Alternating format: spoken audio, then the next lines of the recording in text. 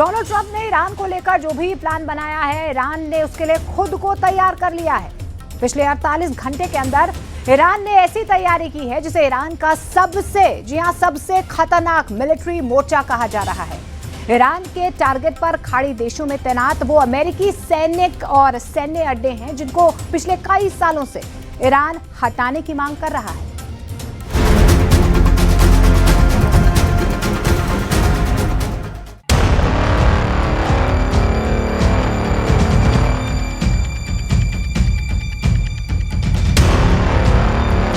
Iran की fire power तैयार कर दी गई है। मिसाइल लॉन्च पैड पर पहुंच चुकी है। ईरान की मिसाइल ब्रिगेड को उन्हें बार बार लॉन्च करने का ऑर्डर किसी भी वक्त दिया जा सकता है। ईरान के टारगेट हैं खाड़ी में अमेरिका के अड्डे जिन पर ट्रंप को बहुत नाज है, और दूसरा है इजराइल जहां कम से कम 20 शहर और उसके मिलिट्री बेस ईरान ने तबाह करने का इरादा पक्का कर लिया है। از 10 ژانویه تا امروز ما مرحله بعدی رو داریم که اوضاع تحت کنترل قرار گرفت. ईरान के विदेश मंत्री के शब्दों में बहुत गौर से समझने की जरूरत है। इसमें वो आग है जो ईरान के मिसाइल बूस्टर की गर्मी से ज्यादा खतरनाक है। अब्बास अरागची ट्रंप को बता रहे हैं कि जो गलती इजराइल ने की थी वो अमेरिका दोहराने की जरूरत न करे। آقای ترامپ رئیس جمهور آمریکا گفته بود که اگر مردم کشته بشن ما میاییم و دخالت میکنیم. ईरान ने बता दिया कि उसका दुश्मन नंबर 1 कौन है, वो अमेरिका या फिर इजराइल है।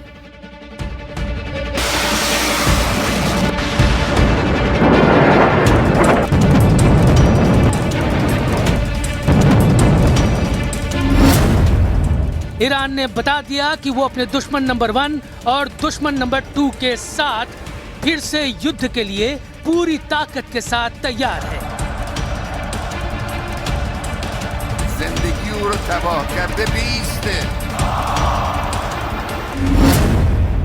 ईरान के सर्वोच्च नेता अली खamenei ने कह दिया कि ईरान झुकेगा नहीं, ईरान डरेगा नहीं और ईरान से अब कोई टकराएगा तो बचेगा नहीं।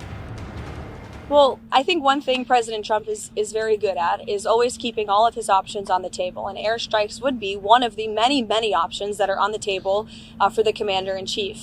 Diplomacy is always the first option for the president. He's told all of you last night that what you're hearing publicly from the Iranian regime is quite differently from the messages the administration is receiving privately, and I think the president has an interest in exploring those messages. However, with that said, the president has shown he's unafraid to use military options if and when he deems necessary, and nobody knows that better than Iran.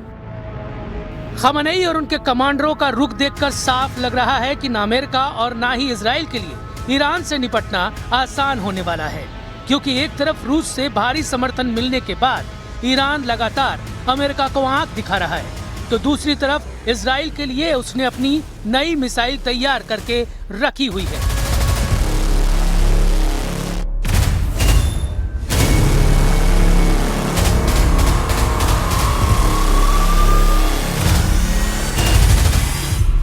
نیروهای مسلح و صنایع نظامی ما آماده داشتن، استفاده کردن، به کار بردن، بازم دارن، لازم باشه در وقت دیگر هم ازش استفاده میکنن। सवाल है कि क्या 2026 में युद्ध हुआ तो क्या Israel और अमेरिका के अड्डों पर फिर फटने जा रही है ईरान की मिसाइल? क्या ईरान और अमेरिका के बीच हालात बिगड़े तो सजा इजराइल को मिलेगी? और तेल अवीव के हाइफा में क्या इसी तरह से फिर होगा हमला? क्या ईरान के मिसाइलों के आगे फिर ढह जाएगा इजराइल और अमेरिका का डिफेंस सिस्टम? अमेरिकी अड्डों और इजराइल पर ईरान के हमले को लेकर लगातार ईरान के कमांडर चेतावनी दे रहे हैं। रेवोल्यूशनरी गार्ड्स के chief major general Mohammad Pakpour ने ऐसी वार्निंग दी है कि नेतन्याहू और ट्रंप के पैरों तले जमीन खिसक जाएगी। ऐसा दावा ईरान में किया जा रहा है। कमांडर पाकपूर ने कहा कि अगर इजराइल ने ईरान पर फिर हमला करने की गलती की तो ईरान की सेना इजराइल के लिए जहन्नुम के दरवाजे खोल देगी। मेजर जनरल पाकपूर की वार्निंग बता रही है कि ईरान ऑपरेशन ट्रू प्रॉमिस 4 को अंजाम देने के लिए पूरी तरह से तैयार है। ईरान के इस बहुत ही ताकतवर कमांडर की वार्निंग डराने वाली है। सर्वोच्च नेता अली खamenei की चेतावनी के साथ साथ एक कमांडर ने डबल फ्रंट वाली चेतावनी दी है और कहा है कि 13 दिन के युद्ध के बाद अगला हमला दुश्मनों की जड़ें हिला देगा। जाहिर है खamenei और उनके कमांडरों का इशारा इजराइल और अमेरिका की तरफ है। मेजर जनरल मोहम्मद पाकपुर को मेजर जनरल हुसैन सलामी की मौत के बाद IRGC का कमांडर बनाया गया। मेजर जनरल हुसैन सलामी की मौत 13 जून को इजराइल के हमले में हुई थी और उसके बाद से पाकपुर IRGC की कमान संभाल रहे हैं। इजराइल के खिलाफ 12 दिन तक मिसाइल अटैक करने के बाद जब युद्ध विराम हुआ तो मेजर जनरल पाकपुर ने क्या कहा था, बहुत गौर से देखिए। دستشون روی ماشه است. اگر خطایی از طرف دشمن صورت بگیره حتما مثل 12 روز گذشته مقابله مثل جانانه انجام خواهیم داد. در دفاع از این کشور ما لحظه‌ای به خودمون تردید نکنیم. ईरान की मिसाइल लगातार लॉन्च पैड पर तैयार हैं। कमांडर पाकपुर ने बहुत ही साफ साफ कहा कि हमारी उंगली मिसाइलों के ट्रिगर पर है और खamenei से भी उन्हें सिग्नल मिल चुका है कि इस बार इजराइल ने हमला किया तो कोई रहम न दिखाया जाए। इजराइल की नई टेंशन ये है कि ईरान का दावा है कि उसने अभी तक अपनी सबसे खतरनाक मिसाइलों को इस्तेमाल नहीं किया है, लेकिन ईरान से युद्ध को लेकर अमेरिका और इजराइल से लगातार नए नए सिग्नल मिलने लगे हैं। इजराइल पर हुए हमलों में जिन मिसाइलों ने तबाही मचाई है उनकी लिस्ट देख लीजिए, क्योंकि यही अब तक नेतन्याहू के लिए सबसे बड़ी परेशानी बनी है। इनमें सबसे खतरनाक फत्ताह 1 और खैबर शिकर मिसाइल शामिल हैं। इनमें कद्र और इमाद मिसाइल भी शामिल हैं। फत्ताह हाइपरसोनिक मिसाइल की रेंज 1400 किलोमीटर है। खैबर शिकर मिसाइल की रेंज 1450 किलोमीटर है। कद्र मिसाइल की रेंज 2000 किलोमीटर तक है और इमाद मिसाइल की रेंज 1700 किलोमीटर है। मिसाइलों को लेकर ईरान की तरफ से ऐसी वार्निंग इसलिए आ रही है क्योंकि नेतन्याहू और ट्रंप का रुख अमेरिका को लेकर काफी सख्त देखा जा रहा है। If you look at the Middle East, I would say prior to us hitting Iran so hard, we could have never made that deal because you would have had a dark cloud over the Middle East when we took out their nuclear capability, which was one of the great military maneuvers of all time. It was flawless. You saw that.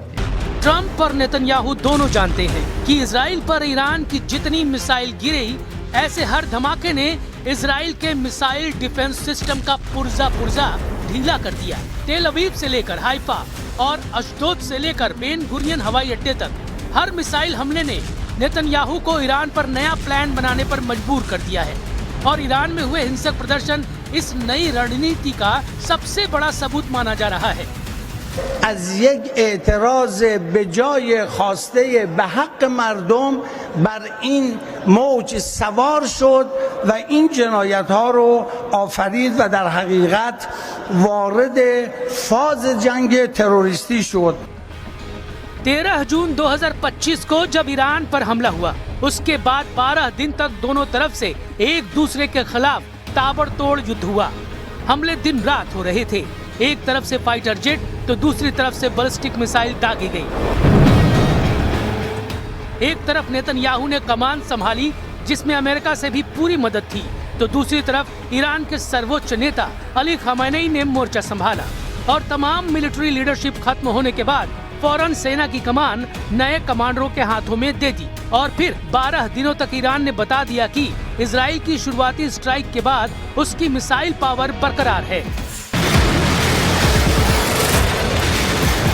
Iran के तेवर बता रहे हैं कि उसकी missile फिर तैयार है और ईरान पर फिर से हमला हुआ तो तेल अवीव और हाइफा बुरी तरह से दहलेगा। ये वार्निंग ईरान से लगातार आ रही है। ईरान के बड़े बड़े जनरल लगातार इजराइल को वार्निंग दे रहे हैं। ईरान बार बार ये दावा कर रहा है कि उसने 12 दिन के युद्ध के दौरान अपनी पूरी ताकत का इस्तेमाल नहीं किया और अब उस पर हमला हुआ तो इतनी मिसाइल दागी जाएगी कि अमेरिका और इजराइल सोच में पड़ जाएंगे कि वो किसे रोके और किसे नहीं। यानी ईरान बता रहा है कि अगर उस पर दोबारा युद्ध थोपा गया तो इसका नतीजा इजराइल की संपूर्ण तबाही होगा। آمریکا دارم مراقب باش مشاوره هایی که به تو برای حمله به ایران میدهند از جنس مشورت هایی نباشند که گفتی مشهد سقوط کرده است. لذا برای اینکه دچار خطای محاسباتی نشوی بدان खamenei ईरान की पब्लिक का मूड भी देख रहे हैं। ईरान की विदेश नीति में अमेरिका और इजराइल एक ऐसा पहलू है जिसे लेकर वहां की लीडरशिप और आम लोगों के बीच पिछले 5 दशकों से बड़ा गुस्सा देखा गया है। 2025 में जून के दौरान 12 दिन का युद्ध इस गुस्से को उस बुलंदी पर ले गया और अब ईरान में तख्ता पलट की तमाम कोशिशें फेल होते देखकर डोनाल्ड ट्रंप भी भड़के हुए हैं। ईरान बोल रहा है कि अमेरिका से बातचीत के चैनल खुले हुए हैं, लेकिन बातचीत होगी तो ईरान की अपनी शर्तों पर। अमेरिका को लेकर ईरान की 3 पॉइंट वाली स्ट्रेटेजी साफ है। पहला, इजराइल को मदद पहुंचाना बंद करे। दूसरा, परमाणु कार्यक्रम में दखल न दे। और तीसरा, अपने सैन्य अड्डे पश्चिम एशिया से समेट ले। که جمهوری اسلامی هرگز در پی تسلیحات هسته‌ای نیست و نیز هرگز از حق ملت خود در استفاده صلح‌آمیز از انرژی هسته‌ای چشم‌پوشی نخواهد کرد. अमेरिका ने जून 2025 में ईरान की मिसाइल लॉन्च होते देखी है। इजराइल ने ईरान की मिसाइलों से अपने शहरों को उजड़ते हुए देखा है। ईरान की इस ताकत में 8 गुना इजाफा करने की तैयारी अब पुतिन ने कर ली है, क्योंकि पुतिन और खमेनेई के बीच एक डील ने रूस और ईरान के हर दुश्मन को चारों खाने चित कर दिया है। इसलिए कहा जा रहा है कि ईरान को पुतिन वाली बड़ी ताकत मिलने जा रही है। रूस अब ईरान में 1-2 नहीं बल्कि 8 परमाणु प्लांट बनाने जा रहा है। इसमें 4 प्लांट बुशहर में बनाए जाएंगे, जहां का परमाणु अड्डा पहले से अमेरिका और इजराइल के टारगेट पर है। यानी जब ईरान के परमाणु कार्यक्रम पर ट्रंप और नेतन्याहू फिर से ब्रेक लगाना चाहते हैं, उसकी ताकत पुतिन ने 8 गुना बढ़ाने का फैसला कर लिया है। कहा जा रहा है कि पुतिन और खमेनेई की पार्टनरशिप ने नेतन्याहू और ट्रंप के गठजोड़ को डायरेक्ट चैलेंज दे दिया है। ये खबर इसलिए भी बहुत बड़ी है क्योंकि जिस वक्त ईरान की मिसाइलों का खौफ पूरे इजराइल में फैला हुआ है, जब ईरान के परमाणु कार्यक्रम की टेंशन में पूरा व्हाइट हाउस घिरा हुआ है, तब पुतिन और खमेनेई की केमिस्ट्री ने ट्रंप और नेतन्याहू को बुरी तरह से डरा दिया है।